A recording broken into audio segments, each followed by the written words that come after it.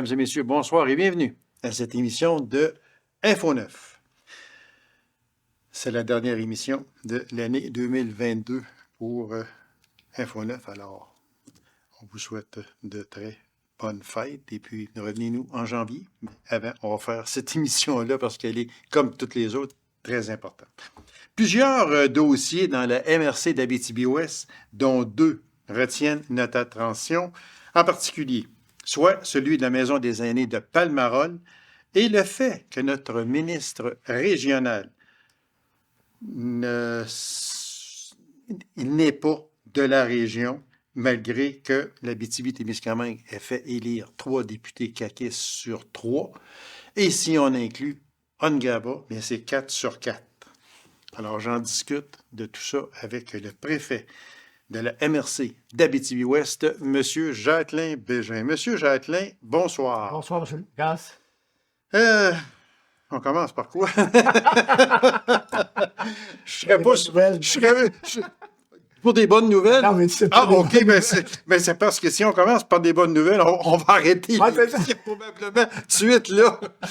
Trêve de plaisanterie, il faut bien s'amuser un peu parce que c'est quand même assez triste ce qui se passe chez nous en Abitibi-Ouest depuis le 3 octobre. Je dis ça juste de même. Pour ceux qui ne savent pas qu'est-ce qui s'est passé le 3 octobre, fouillez un petit peu là par en arrière, vous allez trouver c'est quoi. Monsieur Bégin, en tant que préfet de la MRC d'Abitibi-Ouest, vous cheminez, quand je dis vous cheminez, je parle de la MRC, vous cheminez toujours de gros dossiers. Ce sont des municipalités, on le sait, qui sont regroupées et vous chapeautez ces municipalités-là avec les maires de chacune. Une douche froide est tombée sur l'Abitibi-Ouest il n'y a pas tellement longtemps. Quand en gros titre, à une télévision locale, on annonçait annulation de la Maison des aînés à Palmarol. Moi, quand j'ai vu ça, j'ai ouvert le son beaucoup, parce que j'ai dit, la manchette n'est pas bonne, là. C'est pas ça, là. À la place d'annulation, ils se sont trompés parce qu'ils marquaient probablement que bâtissons la Maison des aînés de Palmarol, mais non. Monsieur Bégin, quelle explication, au pluriel ou au singulier, la MRC a eu concernant cette annulation qui, pour l'instant, est annulée, on le dit. Est-ce qu'il y a d'autres nouvelles qui ont coulé? Et comment la MRC a appris cette chose-là? Comment vous l'avez appris? Dans un premier temps, ça a été une douche froide. On s'entendait vraiment pas à ça. On savait que les appels d'offres étaient ouverts. Donc, moi, je l'ai su par hasard. C'est quelqu'un qui m'a mentionné que la Maison des aînés, que l'appel d'offres avait été annulé. Je dis, non, ça se peut quasiment pas.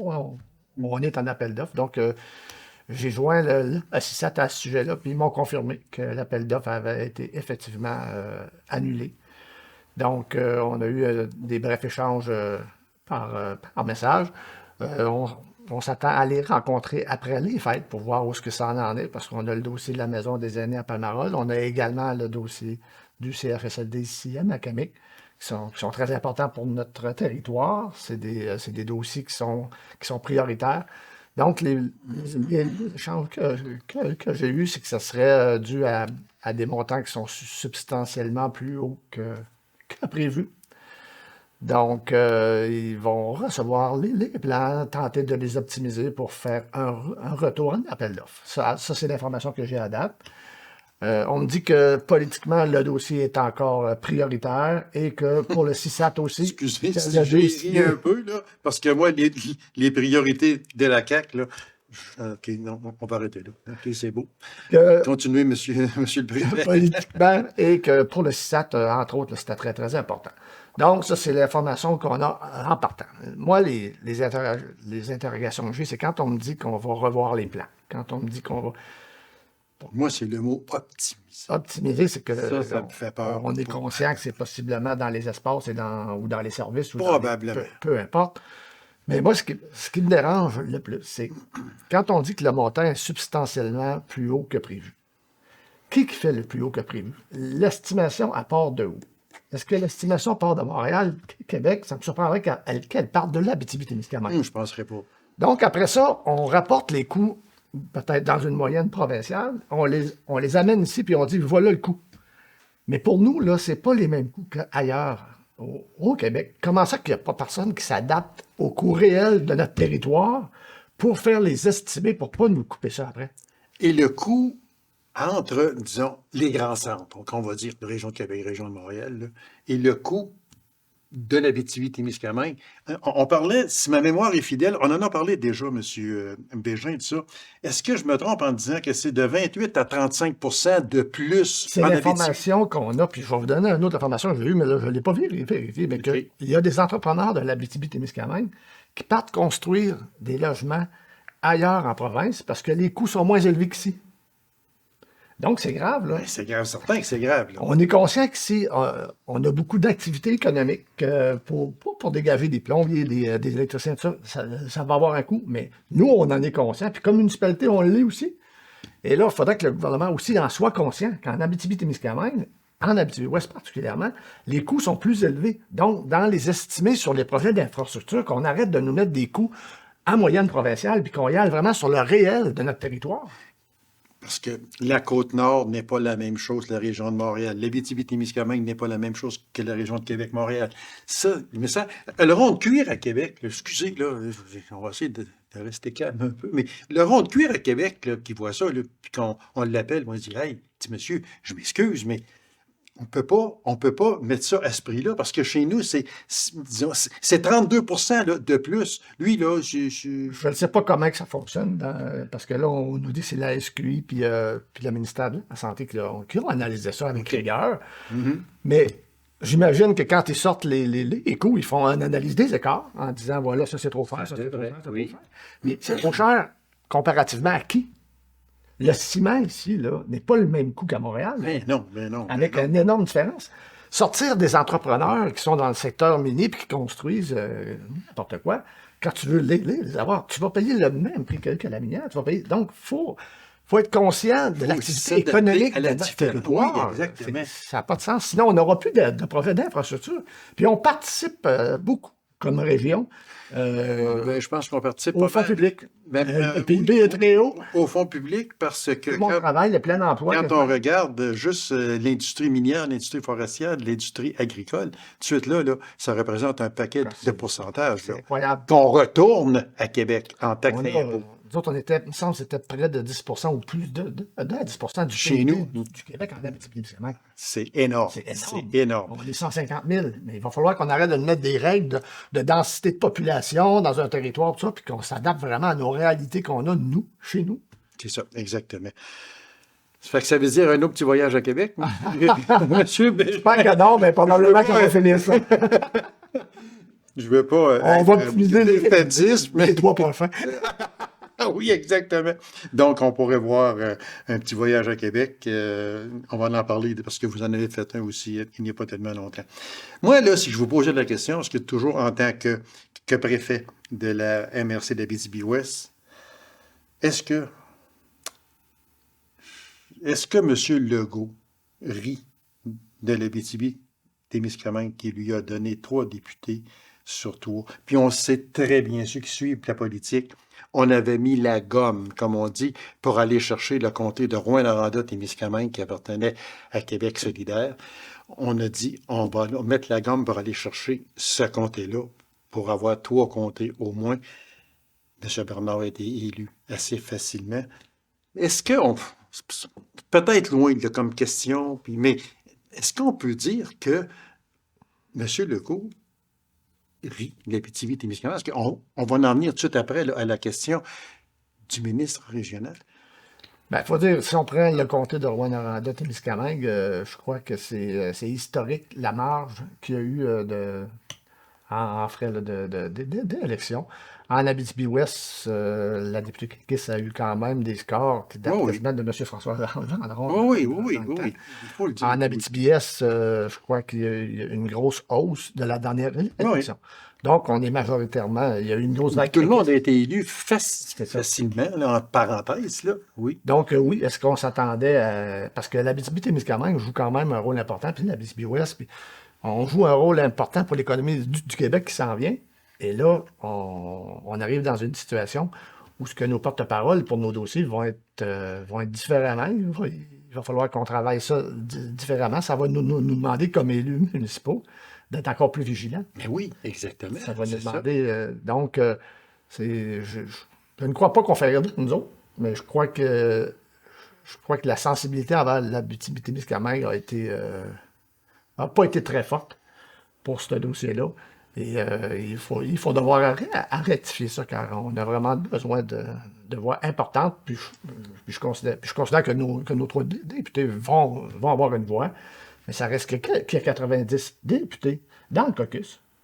Donc, quand ils ont leur rencontre, je ne sais pas quel temps qu'ils ont pour expliquer leur dossier. Et Ils vont avoir une voix, je suis bien d'accord, M. Bégin. Mais pour l'instant, au moment où l'on se parle, la voix qu'on peut avoir, on a un ministre adjoint. c'est pas un ministre adjoint, C'est pas c'est un délégué parlementaire. C'est ça, excusez-moi. Pas grave. C'est un délégué parlementaire.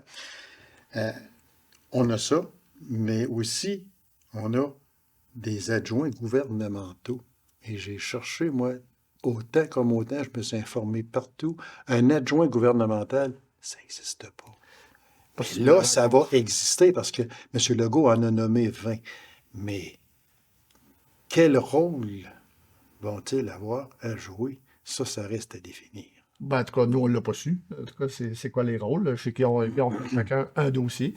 On sait que ça n'existe pas à l'Assemblée nationale. Non. Qu'il va y avoir une législature qui va pour le futur, ça, je ne le sais pas. Fait que on a un délégué parlementaire, oui, avec le ministre Fitzgibbon, M. Dufault, qui va quand même être à l'économie Oui, c'est sûr que régionale. Donc, ça va être adjoint intéressant. parlementaire, c'est quand même un titre. Puis Un bon pas seulement qu'un titre. Parce que là, lui, il remplace le ministre quand le ministre n'est pas là.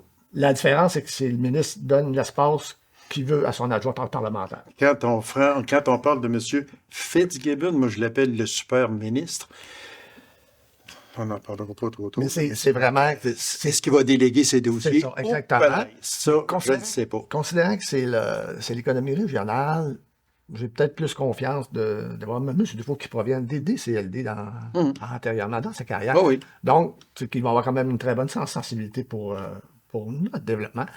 Donc, j'espère que M. Fitzgibbon va lui laisser assez d'espace pour qu'il puisse... Et il est délégué parlementaire aussi de M. Oui, il y a adjoint gouvernemental, là. Ben, il est adjoint parlementaire aussi de M. Lacombe Oui, pour la il y a région de trois ministères. Fait que, l'Abitibi-Témiscamingue. c'est ça, exactement. Mais adjoint gouvernemental, bien sûr. Ça, On non. reviendra là-dessus. Je peux pas vous répondre. Ils me l'expliqueront Je peux pas vous répondre. parce que moi, j'ai fait plusieurs appels à plusieurs personnes au courant, puis ils m'ont dit que ça n'existait pas. Fait que, rendez compte. Bon. Tout ça, là, mis ensemble, M. Bégin, est-ce que vous êtes inquiète maintenant pour la fameuse maison des aînés nouveau genre à Macamic? Ça veut dire que ça ne regarde pas bien, là. Ben, Alors, on n'a pas eu de nouvelles, là. on n'a pas eu de nouvelles, on ne sait pas comment c'est rendu. Je vous l'ai déjà dit plusieurs fois, je suis venu 2 fois à des annonces que la construction débute avec 2 gouvernements différents, qui étaient la même ministre, mais qui étaient 2 gouvernements différents. Et là, on n'a pas encore rien de fait.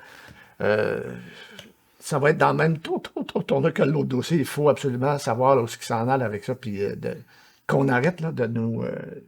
il faut que ça débute. C'est des dossiers d'infrastructure auxquels on a droit en Abitibi-Ouest Oui. et qu'on n'a pas. Il y en a qui savaient plus. Ailleurs, que il 20 y en a. La première maison des aînés a été annoncée ici, en Abitibi-Ouest, à Palmarol. Oui, exactement. Oui, oui. Et actuellement, il y en a 2 autres en construction, puis ici, on va regarder pour optimiser les plans. Puis ici, ben, on change de plan à Macamic à peu près à chaque mois. Fait que là, je sais pas où tout ça. Mais c'est que moi, je fais le tour, puis je parle avec les gens. Puis là, c'est rendu qu'ils me disent, savez-vous quoi pour la maison des aînés à Macamic? Ils me disent, c'est une grosse farce. On est rendu là. Avant ça, il me disait, on est inquiète. Ah oui, on est inquiète. Là, c'est rendu une farce. La prochaine fois, ça va être quoi? Non, j'espère que ça ira pas là. Ben, j'espère. J'espère. Mais c'est vrai que les gens ont de beaucoup moins de confiance. Ben, Là, c'est sûr je peux vous qu'avec dire les ça. annonces dernièrement, ça donne rien pour. Puis, ce qui choque encore plus, c'est que on nous annonce l'agrandissement de l'urgence d'Amos, 80 millions plus taxes. Ça veut dire qu'on va frôler les 100 millions et plus avec les imprévus. Ça, c'est... Ben, en tout cas, je peux pas penser qu'on va jouer dans les deux dossiers. Les deux dossiers sont importants pour l'habitabilité. Oui, oui. Je dis pas qu'Amos ne le mérite pas. Là. C'est Non, ça. non, non. Je Fait dis que pas ça. j'ose croire, puis j'ose espérer, puis c'est mieux pas arriver, que parce qu'un autre dossier en région arrive, qu'on va en annuler d'autres ailleurs. On a droit à nos infrastructures. Voilà. On n'a Exactement. pas ce qu'on devrait avoir actuellement. Donc, il faut travailler pour les avoir, puis il va falloir qu'il y ait des gens qui le comprennent. Les préfets, avec M. Destou en tête, ont été se promener, faire un petit voyage à Québec pour voir pourquoi on n'avait pas un ministre régional ici, chez nous. C'est-à-dire un ministre régional, oui, mais on a nommé un ministre régional, M. Lacombe. Je n'ai rien contre lui, absolument pas, mais c'est un député de Papineau. Il demeure aussi dans la région de Montréal. Ça, là, vous avez été à Québec là-dessus. On est allé. Qu'est-ce que Québec vous a répondu? Ben, dans un, c'est qu'on voulait. Quand on a demandé notre rencontre, c'est que ça n'avait pas de sens que la visibilité, Témiscamingue n'ait pas un ministre sur son territoire. Surtout avec 3 députés sur 3. Mais en plus, mais aussi avec les dossiers majeurs que sur notre territoire. aussi, ça prend une exactement, voix. oui. Ça prend une voix au Conseil des ministres. Tous les décrets sont votés là. Ça prend quelqu'un qui comprend la sensibilité de l'Abitibi-Témiscamingue pour pouvoir la défendre. On n'a rien contre M. Lacombe, mais M. Lacombe a déjà toute l'Outaouais à la défendre. Et de comprendre nos dossiers pour arriver au Conseil des ministres, c'est pour ça, pour convaincre ses confrères et ses consoeurs de prendre une décision favorable pour l'Abitibi-Témiscamingue, on pense que ça va être plus difficile. Et là, quand on n'a pas personne de l'Abitibi-Témiscamingue au sein du Conseil des ministres, ça nous fait peur. Fait qu'on on a demandé une rencontre, on l'a eu, puis on était très, très contents parce qu'on connaissait l'horaire de M. Legault avec parce qu'il est en train de faire ses annonces. Oui.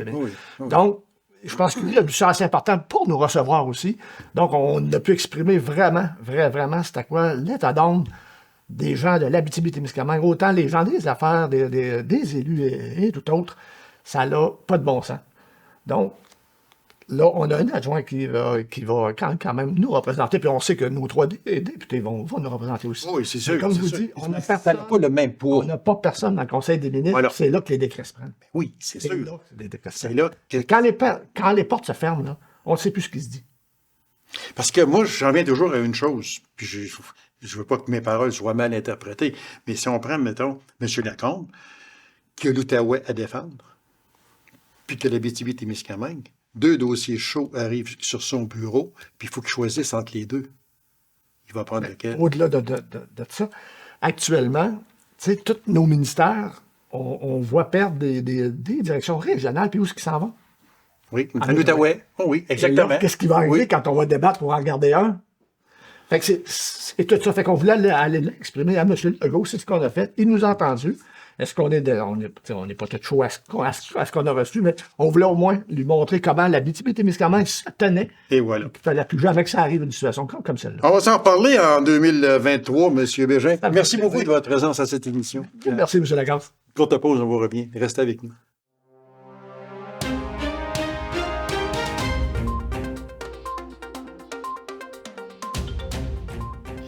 Je reçois occasionnellement le président de Tourisme Abitibi-Témiscamingue, M. Émilien Larochette, et on y discute de tourisme pour toute l'Abitibi-Témiscamingue. Alors là, il me fait plaisir de recevoir la personne qui s'occupe du tourisme, et chez nous, en Abitibi-Ouest. C'est de la MRC d'Abitibi-Ouest, Mme Mylène Noël. Madame Noël, bonsoir. Bonsoir, ça va bien? Mais oui, merci d'avoir accepté cette invitation-là. C'est très gentil à vous. On sait qu'on a vraiment de beaux points de rencontre, de beaux sites touristiques en Abitibi-Témiscamingue, que ce soit chez nous, que ce soit dans le secteur Rouyn-Noranda, Amos, il y en a beaucoup. Oui. Et je reçois occasionnellement le président de Tourisme Abitibi-Témiscamingue, M. Larochelle. Puis on fait un survol d'année en année, comment s'est comporté le tourisme chez nous pour l'Abitibi-Témiscamingue. Mais moi, si je vous demandais comment se comporte ou s'est comporté le tourisme chez nous en Abitibi-Ouest? Ben, cette année, on a eu une reprise, on dit post-pandémie, là, dans le fond. On a eu une reprise d'activité après 2 étés avec des contraintes, des mesures plutôt restrictives là, au niveau des voyageurs. En Abitibi ou Témiscamingue, puis en Abitibi-Ouest particulièrement, on a quand même été choyés, dans un sens qu'on faisait partie, même au départ, des régions qui étaient moins touchées par la pandémie. Donc, les visiteurs, les voyageurs cherchaient les grands espaces, les espaces où est-ce qu'on pouvait avoir de la distanciation. Voilà. Donc, on a fait partie des privilégiés qui avaient ça. Hein, tout naturellement, nous, on Parce que l'avait. chez nous, on en a beaucoup. On avait des grands espaces, on avait ces endroits-là à visiter. Donc, le tourisme a été attiré par l'Abitibi-Ouest, par l'Abitibi-Témiscamingue aussi en général. Puis, on sait qu'on faisait partie des régions qui étaient propices à amener ce genre de visiteurs-là. Donc, on les a accueillis et le fait que Tourisme Abitibi-Témiscamingue devait faire plus de promotion intra-Québec. Ça l'a aidé. Ça l'a aidé également à ce niveau-là. Donc, Voilà. nous, on a focusé sur le message positif de recevoir des gens en Abitibi-Ouest. Puis, effectivement, on a bénéficié de nouveaux touristes, puis de touristes de chez nous qui visitaient plus l'Abitibi-Témiscamingue, l'Abitibi-Ouest, contrairement au passé, où est-ce que là, on avait plus de gens de l'extérieur qui venaient. Là, on a eu beaucoup de visiteurs de l'intérieur, si on peut dire. Fait que on va prendre un peu les sites touristiques d'Abitibi-Ouest, les points de visite. Si on parle de la montagne à Fred. Oui. La montagne à Fred, c'est un endroit qui a connu un bel essor là, au cours des dernières années. Surtout, là, on l'a refait beaucoup. On a refait beaucoup. Oui. Il y a eu beaucoup de travaux au niveau de la signalisation, au niveau du drainage, des lieux, au niveau de l'amélioration des sentiers. C'est vraiment un bel endroit à visiter. Qui est très accessible, qui n'est pas très loin non plus du centre de la Sarre, dans le sens que c'est accessible facilement. Pour les gens qui vont au Gîte du Presbytère, c'est toujours un lieu qui est à proximité. Donc, c'est un bel endroit à découvrir, des phénomènes intéressants là, au niveau de la faune, de la flore, de ce qu'on y trouve. Donc, un super endroit pour aller au Bleuet. Voilà, aussi. On a eu ça durant l'été, là, quelques endroits. Donc, non, vraiment un bel endroit. Je sais que je reçois Mme Trudel ici assez régulièrement. Oui. Puis elle m'en parlait que même, ils ont refait les sentiers, puis ils ont investi beaucoup. Ils ont investi énormément de sous la municipalité là, Voilà. pour améliorer les Et c'est infrastructures. dans le secteur Colombou. Oui. La maison de Turgeon à Chazelle, Oui. encore, je reçois M. Bouchard régulièrement. Puis lui, il me disait que cette année et l'année passée, il y a eu beaucoup de visiteurs de l'extérieur. Oui.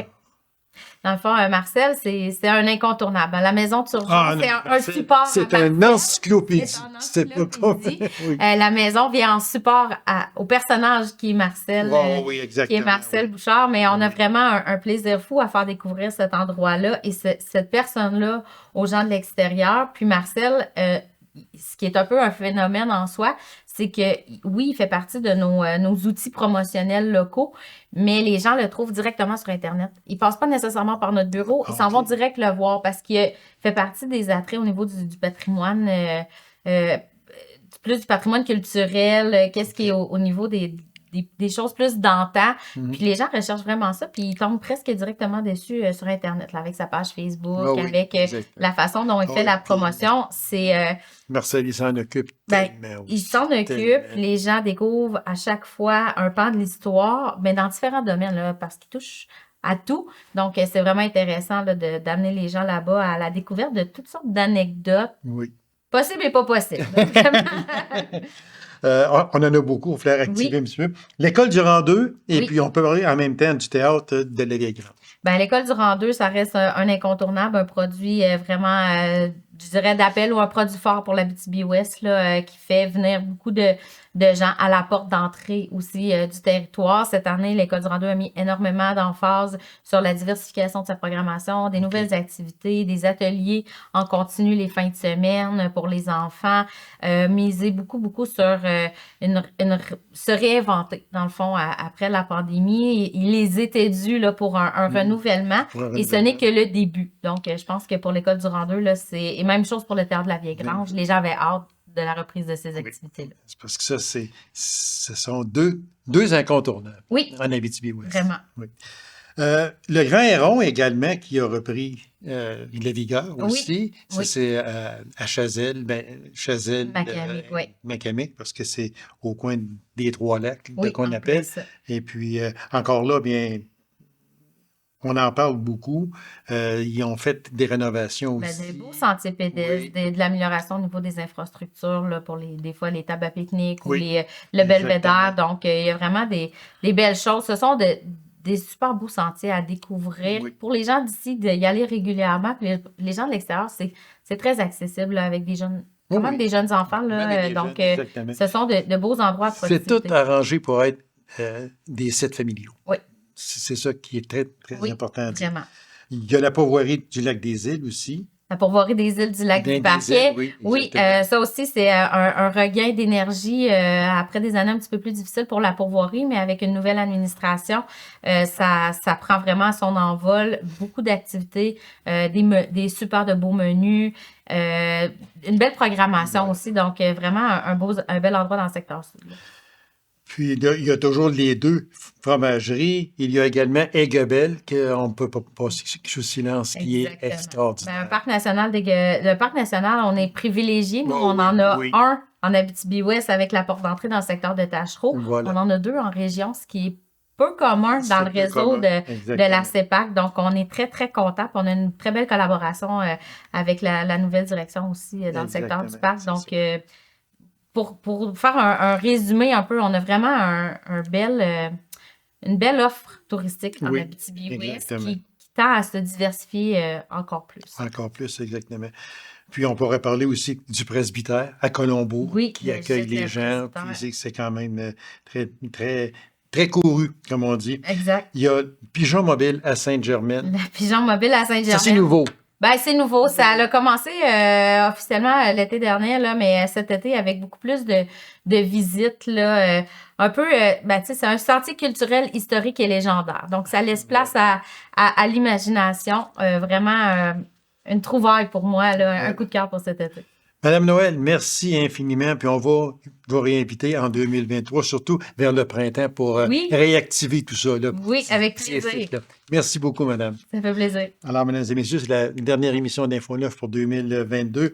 Alors, passez de belles fêtes, soyez prudents et, s'il vous plaît, Opération Nez Rouge.